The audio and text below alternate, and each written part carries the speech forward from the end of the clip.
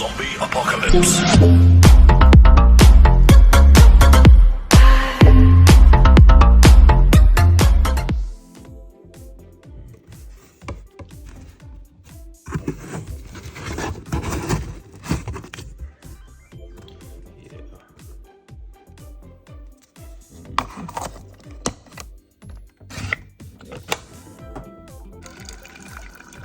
Oh yeah, baby.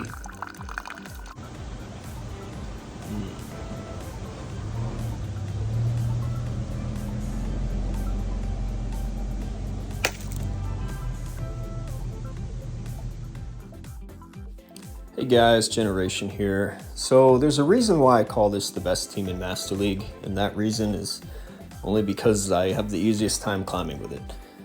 But you guys know it. It might seem boring, but I know there's people out there trying to make a last-minute climb, trying to get to Legend. So wanted to at least demonstrate a little bit about this team, why it's so good, why you have the two most probably OP Pokemon in the meta with Zacian and Dialga, paired with an RPS Pokemon like Yveltal. If you see a Togekiss in the back, obviously it's probably a good game. So if that's something you see in your elo, maybe you'd want to consider Lugia instead of the Yveltal. Anyway, so let's get into it. Any questions, make sure to put them down in the comments. Here we had a Garchomp swap in, and what I tried to do was catch an Earth Power, and I ended up catching a Sand Tomb. It was Sand Tomb Outrage, which is fine, but this guy has T-Tar in back, so yeah, it's not looking too good for him anyway. So Zacian, I always run the Quick Attack, Double Nuke moveset. We have the Wild Charge, we have the Close Combat. I find it the best. If I'm running Snarl, I'll run Play Rough Close Combat or Play Rough Wild Charge. Okay, go. Fire Blast comes in. I wasn't expecting it, but I know he built up to it, so I had to respect the Fire Blast. We are able to get a win there. For anyone wondering, no, I'm not trying to gatekeep here. In this elo range, I'm expecting it's going to be rather tough for these trainers to get to Legend, but I understand that a loss for me kind of sucks, but I also want to use this material I'm recording to show people that they too can hit Legend, even late in the season. So if it helps somebody do that, then I've kind of made up for winning some of these games. Melmetal's kind of tough for the whole team, and normally in higher elo I don't see too many Melmetals, but down here I do. Usually I wait for them to throw a couple of their rock slides, get rid of some of their energy, and then I start unleashing close combats. This person is willing to let their Melmetal go, which is a blessing for us. And it looks like they come back into the Dragonite. They're able to catch a Wild Charge on Metagross, even though I went over by 1, so that was my fault for not waiting. However, we are able to just come in with Yveltal. We can peel both shields and then just win with Dialga now. Yeah, we don't even need to shield this. Watch how much damage this does, though. This is how broken Metagross is. Look at this Meteor Mash damage. Unbelievable. Yeah, so I consider Yveltal to be kind of an RPS Pokemon, right? Not very good in neutral situations. It has its really good matchups, and it has its really poor matchups. Basically, your fairies like Zacian, Togekiss, Primarina, you're not going to want to run into those with your Yveltal. I do like to save my Yveltal in back anyway and just play the odds, because either Yveltal or Dialga up shields in an endgame is great. As far as Zacian's concerned, I do like to bounce around with Zacians in different matchups. So I like to store energy, tuck energy away, get shields, kind of play it like a Deoxys in Great League for those who are familiar. But we were able to just farm down the Dragonite there. Okay, moving into the next one, we have Dialga in the lead. I like this, I throw on 8. He swaps right out into a Mewtwo, so I bring in my Yveltal. I like to throw before they get a chance to Focus Blast me. Sometimes you can kind of predict if they have Focus Blast or not by whether or not they shield. So he's going to go for the double Side Strike. It's a smart move on his part.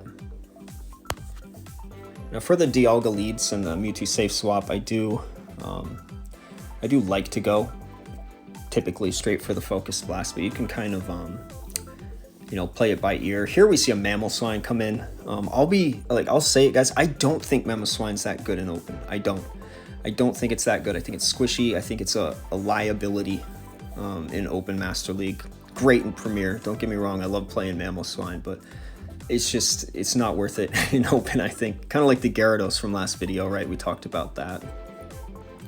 Like here, at this point it's over, right? I have 2 shields and a Dialga, so we're just gonna let the Zacian go, bring in the Dialga, and you can kind of see a pattern here, right? We're picking and choosing who we're saving the shields for in the back and tucking Zacian away, so we don't really have to waste too many shields on Zacian.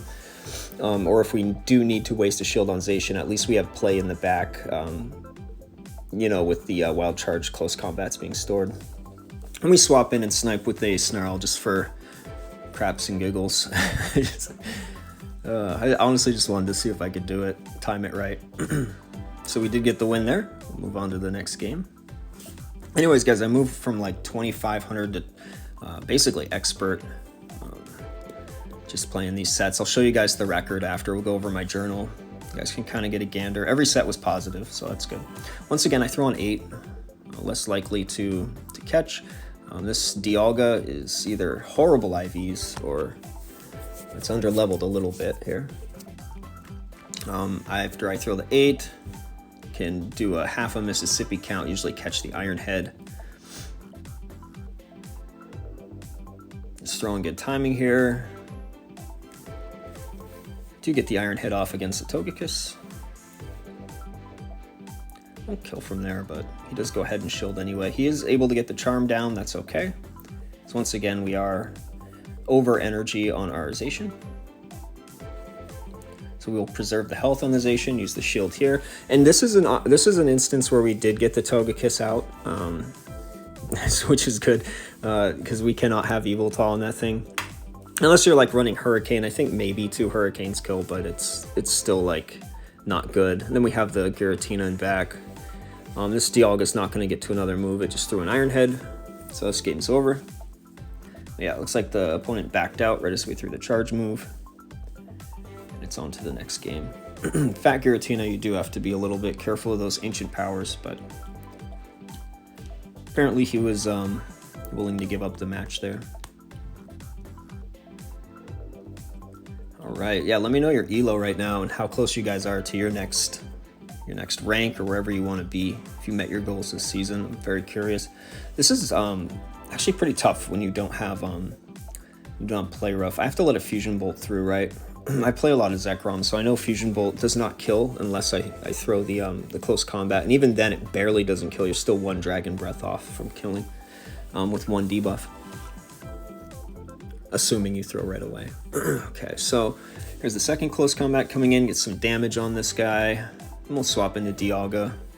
Now, I respect the outrage. He did not get to it there. I wasn't doing a good job counting. He wasn't outrage yet. But I guess I'm just... I don't want to be that guy that I see in my videos. Now, this is one of those instances where I want to get them low. And so even if I only get the Dragon Breath damage and the shield, I'm okay with that. I throw the Iron Head here to force them to throw, because if I throw the Draco Meteor, they know they can overfarm more. And now I've got him in a range where Yveltal can comfortably handle him. Believe it or not, even Yveltal can have a problem with Groudon just because of the spammy fire punches. So come in here, get a little bit of energy on Zacian, catch on the Yveltal. And we'll see what we can do with our energy management here. But watch this, like, just watch the damage this thing can do. This is the second fire punch and it's over half my health, right? So I'll do 2 more Snarls. I'll throw Dark Pulse, get rid of this Groudon, move on to the next one. It's a Mewtwo in back, so we should be okay. Okay, just gotta watch for the catch. Yep. Farm down the Zek. We'll catch the Side Strike or Shadow Ball, whatever he's throwing here. Just to kind of guarantee ourselves the win, right? Because he has to throw anyway, otherwise he's gonna get wild charged. We come back in and win the game with a Dark Pulse. So yeah, Zekrom lead can be kind of tough, but that's all right. You can always pull through, right? So that was a 5-0. Going to the next set, you guys will see some losses. You'll see a couple losses, a few familiar culprits. I mentioned 2 Pokemon that are pretty tough for us to handle with this team. One of them being Melmetal. In the lead, I guess, isn't so bad. On the safe swap, kind of rough. But and then Togekiss, right? And you'll also see some revenge against the Melmetal. So let's get into it. All right, Zacian on Zacian. I like to wait for them to throw first. That's how I like to play this. Just in case they do Wild Charge, you're forcing them to shield if they Wild Charge first, right? If they want to debuff themselves. Okay, we're gonna throw the Wild Charge. Always watch for a swap there. Get off the second one. No shields, and we'll get to a third one just before we die. Okay, we lose CMP, unfortunately. It's really nice if you can win CMP there, because then you don't have to shield, right? We'll go ahead and throw the Wild Charge. And now we have a shield, a Dialga, and an Yveltal. So we'll go ahead and shield the Dialga. Oftentimes I just assume that they have a Dialga themselves somewhere in the back. Melmetal. Okay, tough. All of a sudden became really tough. I'm trying to wait for him to superpower so then I can throw my Draco on him, but he's still not in Draco range there, unfortunately. I catch the second superpower. It's kind of the best you can do against Melmetal sometimes. He has an Yveltal. This game is tough because of where my health is. He's able to farm down, which forces me to dump my energy, unfortunately. So from here, you can see how much health he has left. So you can see that a Focus Blast won't kill, and he gets the farm down. So what that ends up doing is forcing me to throw the Iron Head, unfortunately. And then, as you can see against this Melmetal, we would have been able to get to an Iron Head and a Draco to take it out, but it's kind of unfortunate health there. But yes, there's a loss for against the Melmetal team. Melmetal can be a pain in the butt to work around. But like I said, you don't see too many of them up in the higher elo. And now we're back into a Melmetal. So this is our revenge game I talked about. Once again, we're waiting for him to dump his energy. I want him to throw his Rock Slides at me. And he's Thunderbolt. So that's a thing. He is Thunderbolt. So we throw the Wild Charge and I swap. I store Close Combat. Just kind of a way to deal with Melmetal. But yeah, this is the revenge game, right? We're weak against Melmetal and we're soft against Togekiss with this team. So this is kind of our chance to get a little bit of redemption. Okay, Aura Sphere comes through. I think you'll actually get a chance to see how much a Draco Meteor does here and why you usually have to wait for them to throw their superpower before you can hope to do any damage that would near kill them. Okay, there's Draco damage, yep. Come in, do 1, I shield here. Thunderbolt. Build up to 2. This can only be a superpower. I'm not worried about it. It's not another Thunderbolt yet. And seeing him throw the superpower there and stay in lets me know it's probably another steal. And we see the Dialga. We throw the Close Combat and this game's over. Yveltal just comes in and Focus Blast.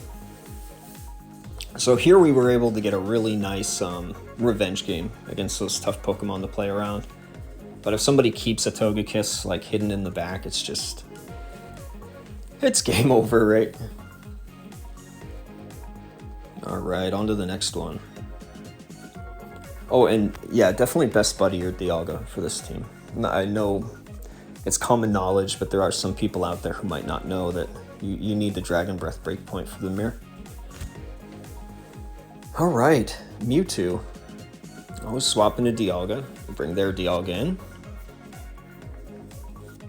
We're gonna go ahead and throw an Iron Head. I like to throw Iron Head so they know it's an Iron Head. Or they're less likely to shield and I can get swapped back and RPS the Mewtwo. Go ahead and shield the Iron Head. Farm down. Yeah, that's one of those instances I don't mind going down shields. Okay, there's a Ho-Oh. I'm gonna go ahead and throw the Draco.